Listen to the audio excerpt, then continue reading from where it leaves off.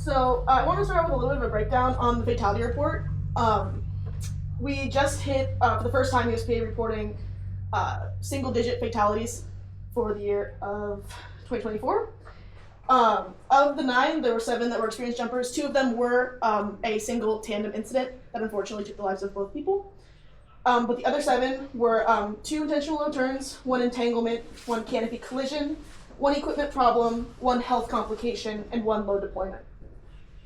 And then to kind of put that in perspective, here at Skydive Toledo, we have had 2 fatalities over 2 years, 1 in the 80s and 1 in the 90s. And why I bring it up, this is a lot of words, I'm going to read it, don't worry. Why I bring it up is because safety culture has become a lot more prevalent in the sport as a whole recently, and we should always be working to keep that going. No matter how low we get in fatalities for a year, that's work that always continues going. You know, even if we had a 0 fatality year, that's something that we have to consistently work towards, right? And I want to bring the facts of risk closer to home so that we can understand the imperativeness of the issue and what to do if these kind of things happen. Bring it back to home base, you know. And it's important to note that these where fatalities happen, they don't necessarily have a bad safety culture or a bad safety record. You know, it can happen to anybody. It's a risky sport. These things happen, right? So it's that wouldn't happen to us though mentality that makes this so dangerous and leaves us unprepared when it does in fact happen to us, right? Even if we're doing everything right. So we should always prepare for the worst situation. I probably heard that a lot today.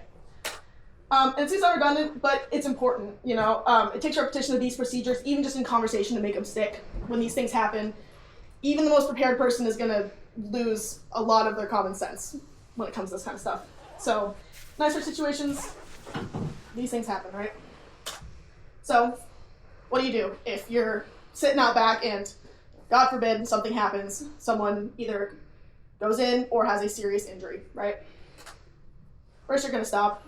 Obviously, take stock of those around you, If you're a witness, don't go running out there. It's best to stay put. Obviously, don't yell or scream. Also, on the running thing, not only don't run out to the person, don't go tearing through the hangar, screaming, oh God, no, something's happened, That's not going to help anybody, especially for on a busy day. We've got students happening. We've got, an FJC happening over here. That's not going to help anybody, right? So stop, take stock of what's going on around you, and don't go running or screaming. Me or the DZO are pretty much always around. We've always got someone out back watching. If there's not, for some reason, 1 or 2 people should come in and find us. We're probably behind manifest, or we're over in the other hangar, or maybe we're loading the airplane. Someone should come find us and let us know that something's occurred, obviously. The only people permitted to go out to the individual involved in the situation are the DZM or the DZO, or people that we specifically go, hey, Cameron, I want you to go out with me, or hey, Steven, if we look at you directly, come with us. If not, just hang out where you are, because flooding with the scene with bystanders will help nobody. And also, refrain from calling 911 unless directly instructed by management to do so. When you come tell us, or if we see it, we're going to call. We don't need to, flood, 911 with all of our calls, right? Unless we are busy and say, hey, would you please call 911 for us? So stop, take stock, don't panic, right? Next, get in a group and stay there.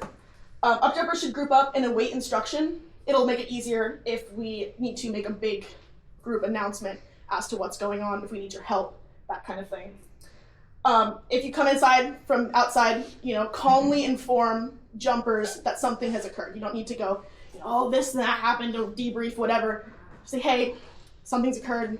Let's all get in a group and hang out right here or whatever, and stay in that group. And if they don't know how to deal with the situation and you saw this presentation, tell them what to do, right? If you're dirt diving in a group, stay together. If you're coaching someone or you're in a group, stay together. If you're teaching FJC, keep your students together, that kind of thing. Groups will help us out in this situation.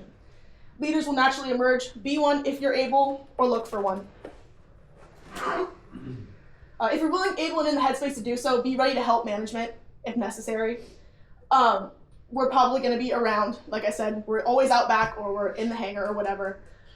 We may be looking for extra hands, to help direct emergency vehicles, to maybe sit with the students or customers, keep in one spot, because we'll round people up from outside, put them in this hangar. Hey, stay here. You might instruct a person or two, hey, will you sit with these people and make sure they stay in the hangar, that kind of thing.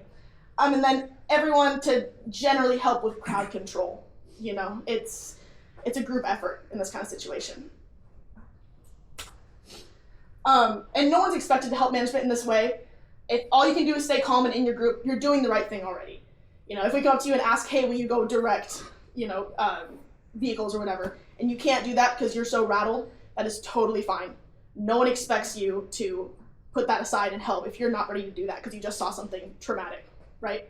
Just want to make that clear. You're not expected to, but if you're in the headspace to do so, it's always helpful to be available for management to ask for help. This is a big one. While you're sitting in here in that group or whatever you're doing, wherever you are, don't go on social media and talk about it. Don't text friends or family of the individual involved. And don't make any calls about it. Just sit tight and stay in your group. Let management take care of it when the situation's under control. We're going to be doing everything to keep this involved and then make calls or whatever when necessary. If you're a direct witness, if you're sitting out back and you're, you know, firsthand, you see this happen, take a moment when you're ready, when the situation is under control, when you feel prepared and equipped to do so, record what you saw. You know, write down names, times, events, what you perceive to have happened, and other information you might find necessary, you know, phone, on paper, wherever. And then hold on to it, because witness accounts are super important in situations like this. And don't leave the drop zone until someone from management comes and finds you and takes down your name and phone number. We want to be able to know who was a first-hand witness when these things happen, so if we need to get in contact with you about a situation later down the line, we can, because you may be contacted by your account. And let's talk about media. So in some cases and areas, media and news outlets can arrive on site within an hour of the incident occurring. This is obviously more for fatalities than serious injuries, and also it's more prevalent in more busy areas. We're kind of out in the middle of nowhere, so it's not something that we're likely to deal with within the hour or within whatever. But they can definitely show up, even days after it happens. They want the scoop. It's the news. You know, it's a dog-eat-dog industry. They're here looking for something to bite on. So just a few things not to do when this shows up. Don't accept any offers or interviews, on or off camera. Anything you say can and will be used as unnecessary fodder. Even if you withhold all the information you should and everything you do tell them is correct, things can and will be taken out of context. What might be common sense for you is not common sense for the news, you know. There was a great story told at a PIA talk about this, where a news person came up to a jumper and said, oh, what altitude were they jumping from? And the person said 13,000 or 14,000 or whatever. And then immediately what hit the headline was, jumper plummets from 13,000 feet and dies. You know, and that's not what happened. You know, they probably, you know, something happened under canopy or whatever. But it's that immediate sensationalization of things like that they don't understand that we do, right? So don't take any interviews. Don't answer any questions. Same thing falls in line with that. They'll take things out of context. We understand that they don't. And also, no comment is a comment whether you like it or not. Just say, I'm not equipped to answer any questions for you, that kind of thing. Don't release names of individuals. It's not your job. It's not even our job, not until, you know, things have been assessed properly by a professional. And like I said before, don't post about it on social media. The family and friends of these people don't deserve to know what happened via social media, even if you're posting a memorial of somebody. Not necessary. Don't do that. What to do, understand that the reporters might play on sympathy to try to get you to share something. Even if they're trying to, if it seems that they're asking something out of the goodness of their heart because they're curious and they just want to know, that's likely not the case. They're likely looking for something to take out of context, like I said before, and do all that good stuff.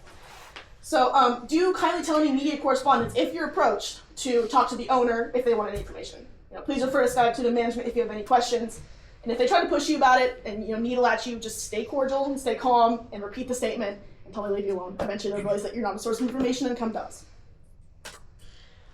Okay, that was a lot. Really the only thing you need to take away from this is that the only people that should be talking to the media in any capacity are the DZM or the DZO. And I just wanted to play on this, that situations like this are rooted in community. You know, if an emergency occurs, it's all hands on deck, keep your head on a swivel, and use common sense to adapt to variable situations, because anything can happen. You know, something can happen and all of this whole presentation get thrown out the window, you know. And look out for your friends in your drop zone. Be ready to adapt. Use common sense. We're all adults. You know, we can deal with this kind of situation. And lastly, obviously this has been talked about a lot, so I'm saying things that you've just heard 300,000 times in the past 2 hours. Engage now in practices that can keep you and those around you safe. You know, get that gear check, give that person in front of you a gear check, plan that jump on the ground before you get in the plane, review EPs with that new jumper, think critically about your skill level before approaching a new discipline, these kind of things. Other small things like that all trickle down in a more solid foundation, keeps us from an accident, and forces us to utilize these procedures. Everything like this that you take time to do lends to a safer drop zone, community, and sport. And yeah, thanks for everything you guys do to keep us safe. And that's all I got. If anyone's got any questions about procedures in an emergency.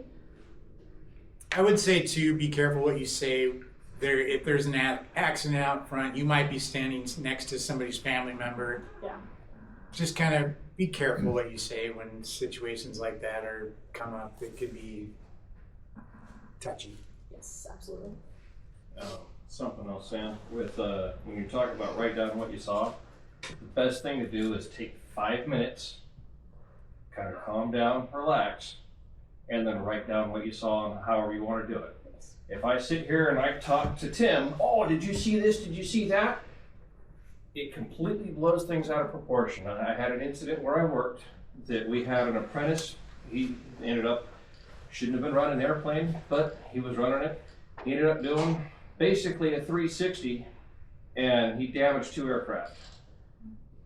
And when you looked at the pilot reports and the students that were out on the ramp, the mechanics were out there doing donuts and everything else, and that's part of that. If you start talking back and forth, and this is what I saw, this is what I saw, you have that kind of a confirmation bias, and it will completely. You'll swear up and down that, hey, the sky is green. This is what I saw. On and on and on, and it's the kind of that confirmation bias. So if you just take 5 minutes and then write it down, you'll have a very accurate representation of what you saw. If you sit around and you talk to somebody about it, you're going to get so screwed up, and that's part of why eyewitness statements are also fairly unreliable. That when they, like FAA investigations, they go, oh, well, the witnesses saw this, they saw this. So if you just take that 5 minutes, calm down, collect yourself, and then write down what you saw and not talk about it with everybody immediately. That way you'll actually get a representation of what you saw, not what somebody else thought they saw. Any other questions, input? Yeah. Do we have any first responders or trained personnel that are skydivers that are here? Great question. Anybody? Yeah. Right there. Yeah, in those situations, yeah, I mean, find management if you are, first responder and offer that help, but, obviously it's still the same thing. Sprinting out to the body isn't necessarily the best idea. But I mean, if you know what you're doing, it's a little different, right? You don't need everyone pointing and screaming at it. But if you know what you're doing, it's a little different. Anything else? Yeah? I mean, just if there's an injury that, like, you're maybe calling an ambulance for, like a broken bone, but the person's just kind of hanging out in the drop zone or in the landing area, usually, like, paramedics are going to cut everything, and that can include your rig. So if there's, like, a very safe way that you can, like, unthread leg straps or something before they arrive, you might not get cut. Yeah, for sure. Yeah, if I'm unconscious, feel free to take my rig off. Before they get there. We'll make sure. Maine disappeared. Anything else? Cool. I meant to add in my presentation that to my knowledge, we had 0 ambulances called last season. Is that correct? I think that's true. I believe that is true. At the beach. We did have an accident at the beach, but that wasn't here, I suppose. I think that's pretty awesome. That's pretty good. Yeah. We've had a pretty good record, and we have you guys to thank for that majorly.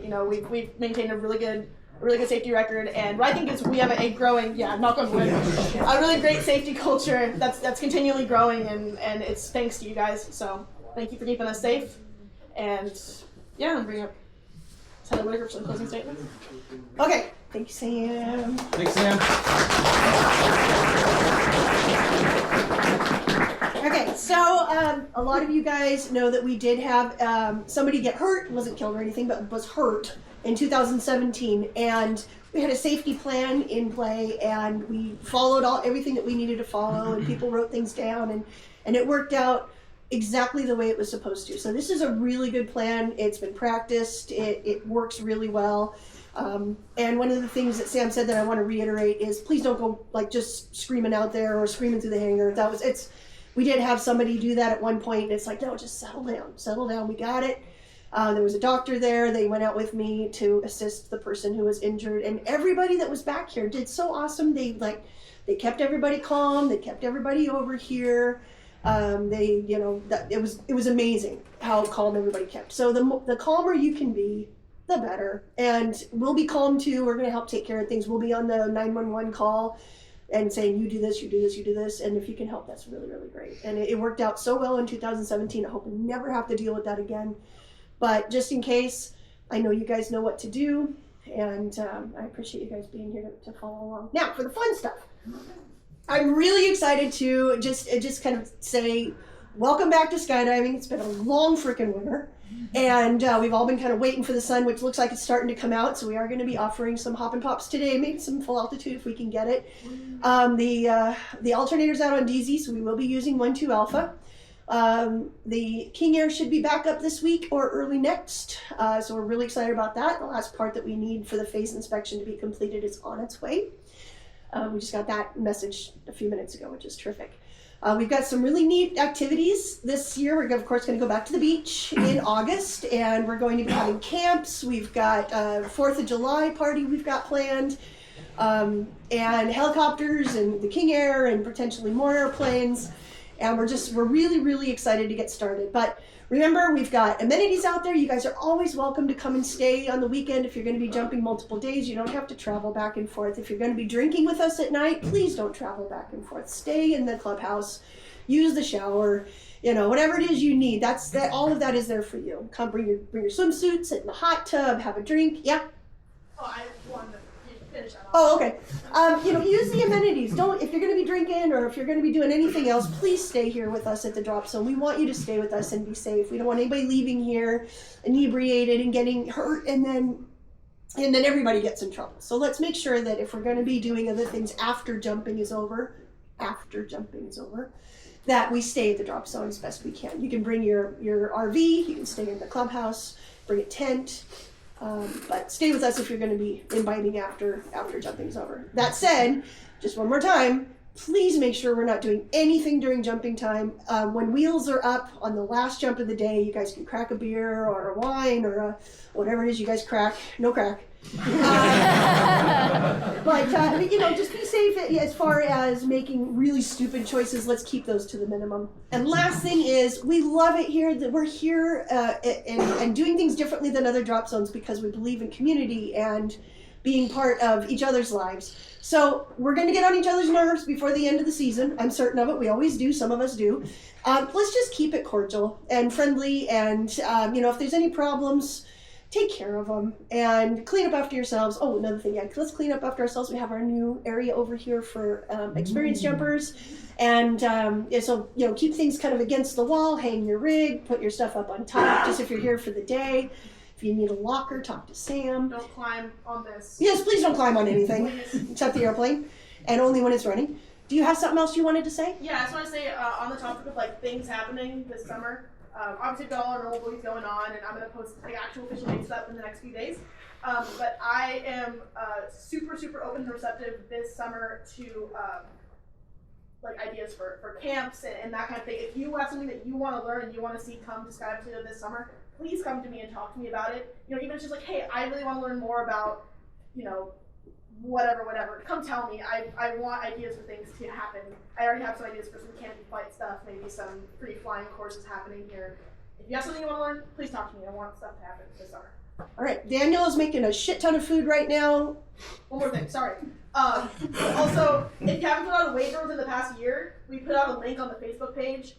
Please go do that. You can do it on your phone, whatever. If you don't have access to Facebook or whatever, come see me. I'll send it to your phone number, or we can give you an iPad to do it right here. Yeah. So So Daniel's got a lot of food he's cooking, and the hot tub is ready, and we're going to be building a bonfire tonight. You're welcome to stay and hang out and talk to our instructors, or Rabbit's going to be here, so you can talk to him more, or our other pilots. Tim is going to, you're going to be here tonight, right? So, you know, if you got questions, or if you've got safety concerns, or if you just want to have a beer, please stay and have fun with us. Looks like we're going to be pulling out the 182 right now, so if you're interested in making a jump today, even if it ends up just being a hop and pop, be ready for that. Any questions? Questions, comments? Okay, let's go. Thank you, everybody. Heather, you're awesome.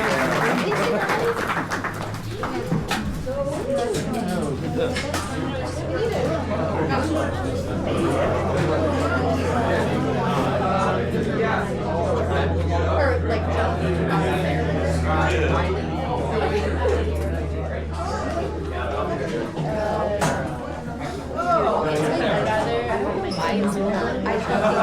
Okay, bye. Sky, which I was in the crowd,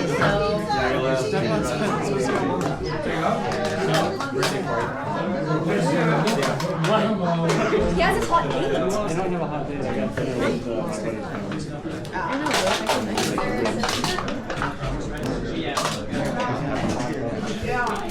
No, he just